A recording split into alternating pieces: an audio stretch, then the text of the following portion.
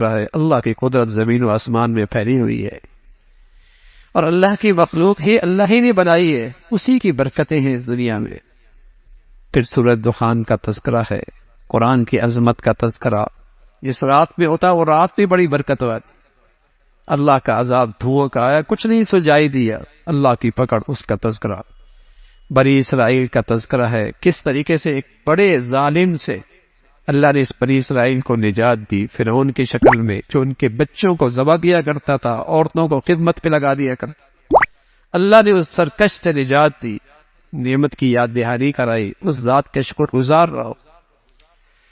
آخرت کا تذکرہ فرمایا، جو زقوم کا درخت ہوگا، کانٹے دار، کڑوا، لیکن بھوک اتنی ہوگی کھائے گا، اور جب کھائے گا تو پیاس کی شدت بڑھے گی، اور پیے گا کھولتا ہوا پانی، اندر کے آنتیں باہر آ جائے گی، کغلی الحمیم، اندر کھولے گا پانی، جیسے دیگ میں گرم تیل کھولتا ہے، ایسی اندر کھولے، اللہ حفاظت فرمائے۔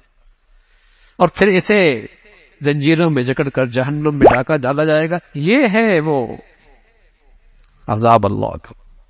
ایمان والے پرہیزگاری کی زندگی امن میں ہوں گے، عافیت کی زندگی میں ہوں گے، جنت میں ہوں گے، باغات میں ہوں گے، ریشم کا لباس پہنیں گے، چھوٹ باریک بھی موٹا بھی، زندگی کی بہترین رفیقہ حیات ساتھ ہوں گی، جنت کی عورتیں ہوں، اور سب سے بڑھ کر دنیا کے اندر کوئی کس کے پاس کیا کچھ ہی کیوں نہ آ جائے، لیکن کتنے دن تک، یا زندگی میں وہ نعمتیں چھوٹ جاتی ہیں، یا انہیں چھوڑ کر یہ چلا جاتا ہے۔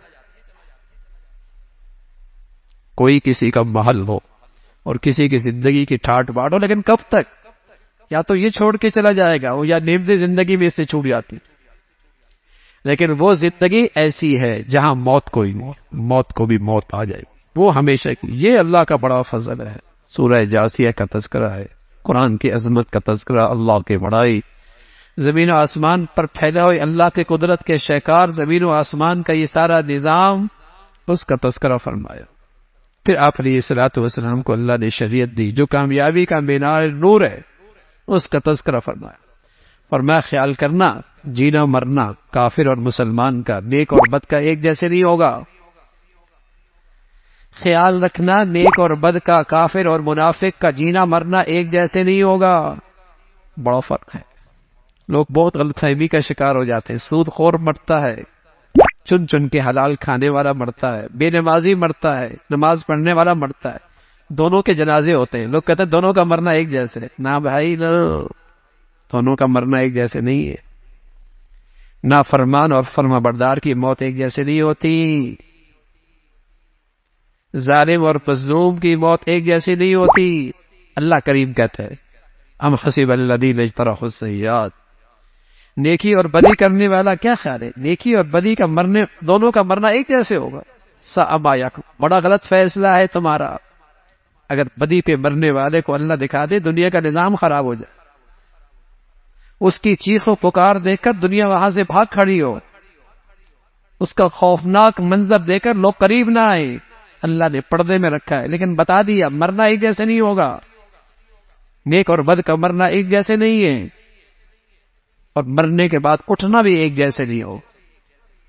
وہ بھی دنیا میں اللہ کی نعمتوں کے دسترخوان پہ نیک اور بد سب کھاتے، ظالم مظلوم سب کھاتے، مسلمان کافر سب کھاتے، یہاں دسترخوان لگا ہے نعمتوں کا، سب کھاتے۔ کل نہیں، کل نہیں، یہ امتحان گاہ ہے، وہاں رزلٹ ہے، وہاں فیصلہ ہے، اس کا تذکرہ فرمایا۔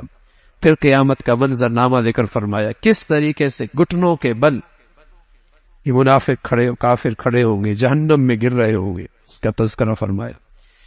اور نیکی کی زندگی اختیار کرنے والے اللہ کی رحمت میں ہوں گے، اور جنہوں نے زندگی اپنی خواہشات پہ گزاری، اللہ کی نافرمانی کی، جہنم میں جائیں گے، اللہ انہیں بلا دیں گے۔ اور فرمایا اس لیے کہ دنیا میں تم نے ہمیں بلا رکھا تھا، اور دنیا کی زندگی نے تمہیں دھوکے میں ڈال رکھا تھا، آج تم چیخو چلاؤ، اس عذاب سے تمہیں نہیں نکالا جائے۔ اللہ کی حمد، اسی کی تعریف، دنیا آخرت میں ساری بڑائی اسی کی ہے، وہ سب پہ غالب اور حکمت والی ذات ہے۔ اللہ عمل کے توفیق نصیب فرمائے۔